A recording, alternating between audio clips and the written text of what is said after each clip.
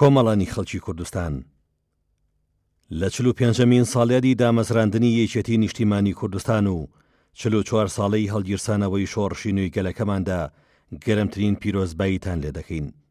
لە میادەدا بانگهێشتان دەکەین پێکەوە تاوێک لە کاروانی خەباتی نەفساوەی پڕشەهید و پەردەستکەوتی شۆڕشی نوێی گەلەکەمان ڕابمێنین.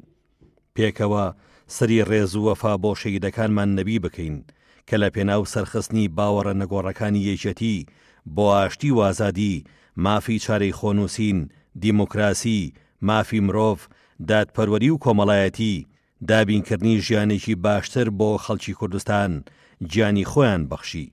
پێکەوە بەڵێن بدەین بە کەسوکاری سەربەرزیان، بە پێشمەرگەی مەفرەزە سرەتاییەکان، بە ڕێخستنە نهێنیەکان و سەرکردایەتی ناو و دەرەوەی وڵات، بە پارتیزانەکانی دوای ئەنفال، با خەبات جێڕەکانی قۆناغە سەختەکانی خەباتی شاخ و شار، بە دەستەی دامەزرێنەری یەکێتی نیشتیمانی کوردستان، بە ڕۆحی بەرزی سەرۆک مامجەلال کە پابەند بین بەو ئامانەتە گرنگ و ئەرکە مێژوویی دوای سەرکەوتنی کۆنگرەی 4 خراوەتە سەرشانمان. ئێمە لە سەرۆکایەتی یەکێتی نیشتیمانی کوردستان بەڵێن دەدەین درێژە پێدەری ئەم کاروانە بین، دەستکەوتەکانی بپارێزین و دەستکەوتی زیاتری بخەینە سەر و لەم ساڵیادەدا بە هەڵدانەوەی لاپەڕەیەکی نوێ پێداگرتر بۆ دابینکردن و پاراستنی بەرژەوەندیە باڵەکانی گەلی کوردستان خەبات بکەین. کەسوکاری سەربەرزی شەهیدان. یەکێتی نیشتیمانی کوردستان هەر بە سروشت پێشەنگە، دوای نوسکە و بێئومێدی هیوای بەخشیەوە و شۆڕشی کوردایەتی هەڵگیرساندەوە. بە بڕوایەکی نەگۆڕ لە پێناو مافی چارەی خۆنووسیندا خەباتی کردو تا گەیشتن بە دوا ئامانجیش بۆ هەموو قوربانیدانێک ئامادەیە.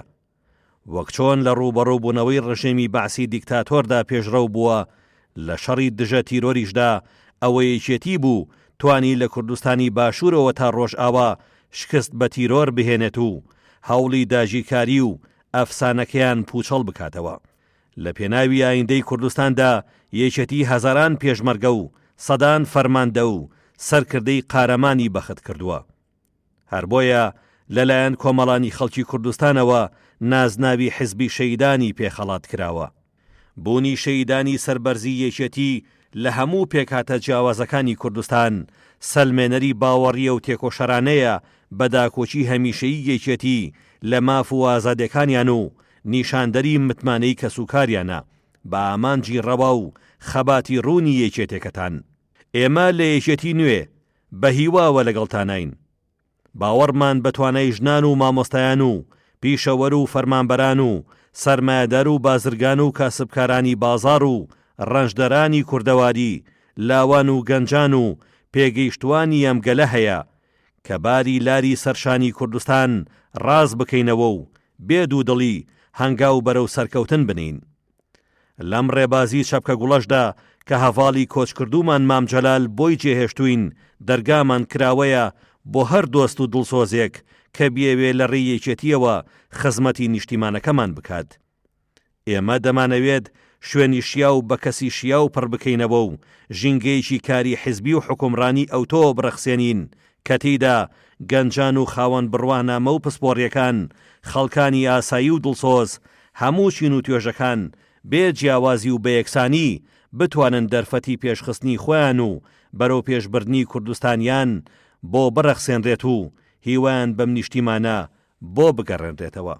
هاو نیشتیمانیانی بەڕێز، لەم ساڵیادەدا ڕای دەگەێنین کە دوای کۆنگرە یەکێتی نوێ خەباتی مافەکانی بەرەو پێش بردووە.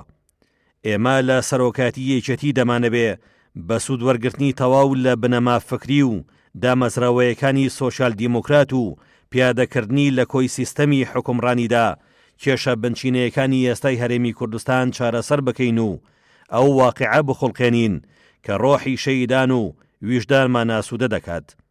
کوردستانێک بنیاد بنین کە تێیدا ماف و ئەرکەکان دادپەروەرانە و باوسەنجی دابەشکرابن، قۆرخی سیاسی و ئابووری نەهێڵین و حکومڕانیەکی بەرپرسیار و پارێزەری مافی هاوڵاتی دروست بکەین. ژیانتان ئاسان و خۆشگوزەران بێت و نەیەڵین چاوچنۆکی سیاسی قەیران لە دوای قەیران بنێتەوە. بڕوای تەواومان بەوەیە کە شاڕی گەیشتن بە مامانجانە دروستکردنی باڵانسی هێزە.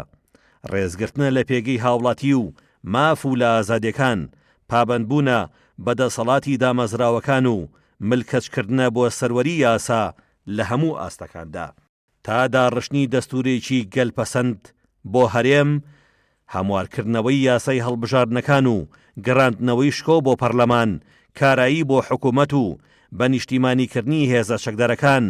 لەم قۆناغەدا جێبەجێکردنی پرۆژەی لامەرکەزی ئیداری و دارایی بۆ کوردستان بە پێویست دەزانین. هەروەک لە ڕێکەوتنی سیاسی نێوان یەکێتی و پارتی بۆ پێگەێنانی کابینەی نوێیەم و کارنامەی حکوومەت یاریمیش داهاتووە. دەستور، یاسا، جەماوەر و خواستی زۆرێک لە حیزبەکانی تریش پشتیوانی لەم پرۆژەیە دەکەن. هەر بۆیە هەموو ڕێکاریی سیاسی، یاسایی، ئیداری و مەدەنی بۆ پشتیوانیکردن لە لامەرکەزی دەگرینە بەر کە بێگومان دەبێتە هۆی زیادبوونی کارایی حکوومەت و بەهێزبوونی هەرێمی کوردستان. بەکردەوە بەڵێنی ئەوەتان بۆ دەسەلمێنین کە یەکێتی حیزبی خەڵکە و بێ لە بەرچاوگرتنی هەڕەشە و گوشار و بەرژەوەندی تایبەت بەرگریکردن لە ماف و بەرژەوەندەکانتان بە ئامانجی باڵای خۆی دەزانێت و بەرپرسیارە کە خەباتی بۆ دەکات. ئێمە لە یەکێتی نیشتیمانی کوردستان دەرگامان کراوەیە بۆ هەموو کەس و حیزب و لایەن و جوڵانەوەیەک تا لەسەر بەرژەوەندێ گشتەکانی خەڵکی کوردستان دەست لە ناو دەست و لە پێناو ئایندێکی باشتر تێبکۆشین. دەمانەوێت لە ناوخۆی هەرێم و لەگەڵ هەمووان کۆدەنگ بین، هەر هێزێکی سیاسی بۆ بنیادنانەوەی کوردستان لەگەڵمان بێت، دەستی هاوکاری دەخینە ناو دەست. لەسەر بنەمای بەرژەوەندی هاوبەش لەگەڵ وڵاتانی دراوسێ و ناوچەکە پەیوەندی دراوسێتی باش درێژە پێدەدەین و لەگەڵ وڵاتانی پێشکەوتوی جیهان بۆ پاراستنی مافەکانی گەلەکەمان کار دەکەین. لەگەڵ هێز و لایەنە عێراقیەکان و پرۆسی سیاسی وڵات دەسازین، بەڵام سازش ناکەین لەسەر ماف و دەستکەوتەکان کە بە خوێنی دەیان هەزار قوربانی بەدەساتون. یەکێتی بەردەوام دەبێت لە پاراستنی قاواری هەرێمی کوردستان، لە پارێزگاریکردن لە مافە دەستوریەکانی گەلەکەمان و لە خاوەندارێتیکردن لە کەرکووک و ناوچە دابڕێنراوەکان بەپێی مادەی 140 لە دەستوری وڵات خەبات دەکەین بۆ زامنکردنی یەکلاکردنەوەی کوردستانی بوونی چارەنووسیان. ئێمە باوەڕی تەواومان وایە تا کوردێک لە کەرکووک ما بێ یەکێتی دەمێنێت و تا یەکێتیش بمێنێت بەرگری دەکات لە کەرکووک و تەواوی خاک و خەڵکی کوردستان. لێرەوە یەکێتی پێداگر و پشتیوانە بۆ سەرخستنی دانوستانەکانی نێوان هەرێم و بەغدا لەسەر موچە و بودجێ هەرێم و لەسەر یەکلاکردنەوەی چارەنووسی خاک و سنوور و دەسەڵاتەکانمان بە پشتبەستن بە بنەما نیشتیمانی و دەستوریەکان.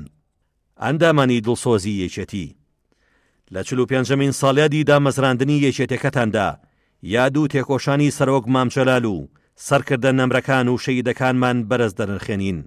پێداگری دەکەین لە سەرگرنگی یەکێتی ناویەکێتی و دووپادی دەکەینەوە کە یەکێتی بە هەمووتانەوە پتە و یەکێتیە. ئەم ڕێگەیەش کە ئێمە لە سەرکردایەتی نوێ گرتومانەتە بەر هەرچەند پڕهەوراز و نشێو بێ، بەڵام هەرگیز کۆڵ نادەین و بەردەوام دەبین. جێیشانازیشە کە لەم کارۆنەدا تەنها نین و دەبینین ئەندامە دڵسۆزەکانی یەکێتی بە خواستیان بۆ چاکسازی و بە پشگیریان لە خەباتی مافەکان لەگەڵمان و بۆ پاراستنی مافەکانی خەڵک و دەستکەوتەکانی کوردستان تێدەکۆشن. بۆیە دڵنیاین بە پشتیوانی ئێوە بە دروستبوونی کۆدەنجی نێوان هێزە سیاسەکان و بە یەکدڵی و یەکریزی خەڵکی کوردستان ئەم کاروانەش دەگاتە ئەنجام و وەک هەمیشە یەکێتی نیشتیمانی کوردستان ڕۆڵی پێشەنگ و مێژووی خۆی دەجێڕێت.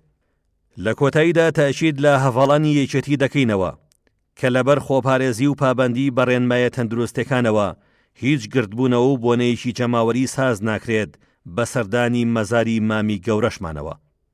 هەڤاڵانی یەکێتی هاوکار و پێشەنگ دەبن لە جێبەجێکردنی ڕێنمایەکان بۆ چاکەی گشتی و پاراستنی میلەتەکەمان، بەتایبەت لەم شەپۆلی دووەمی نەخوازراوی کۆڕۆنایەدا. هیوا دوا ڕۆژی گەشت بۆ هەمووان دەخوازین و دڵنیا بن لە ئایندەی نزیکدا یادێکی شایستەی جەماوەری لە حزوری مەزاری سەرۆک مامجەلال دەکەینەوە.